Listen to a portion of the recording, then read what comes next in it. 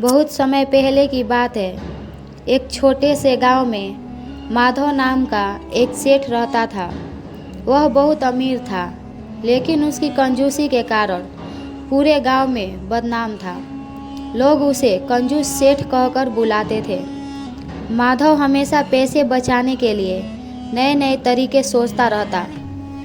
एक दिन उसकी अलमारी में रखी सोने की मुहरें ख़त्म होने लगी। वह परेशान हो गया और सोचने लगा, अगर मैंने इसी तरह खर्च किया तो एक दिन मैं कंगाल हो जाऊंगा। हालांकि सच यह था कि उसने सालों से एक फूटी कौड़ी भी खर्च नहीं की थी। सेठ ने एक तरकीब सोची।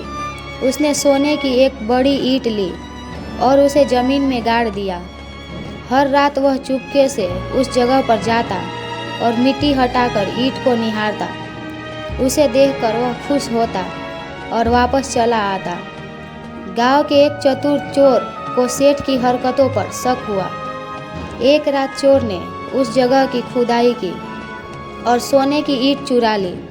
अगले दिन जब माधव वहां पहुंचा तो सोने की ईंट गायब देखकर वह जोर जोर से रोने लगा। हाय मेरा सोना, कोई मुझे बर्बाद कर गया। सेठ चिल्लाता रहा।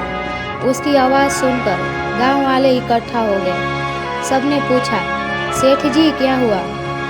सेठ ने पूरी बात बताई। गांव के एक समझदार बुजुर्ग ने मुस्कुराते हुए कहा, सेठ जी, अगर आपने उस ईंट को सिर्फ ज़मीन में गाड़कर रखा था और उसका कभी इस्तेमाल नहीं किया तो यह तो आपके लिए वैसे भी बेकार थी। यह सुनकर सेठ को अपनी गलती का एहसास हुआ। उसने वादा किया कि अब वह अपनी दौलत को समझदारी से खर्च करेगा और ज़रूरतमंदों की मदद करेगा।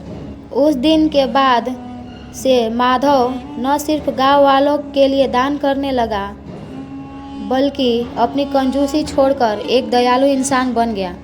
इस कहानी से हमें यह सीख मिलती है कि कंजूसी करना कभी कभी हमें खुशी के बजाय दुख ही देता है। दौलत का सही उपयोग करना जरूरी है।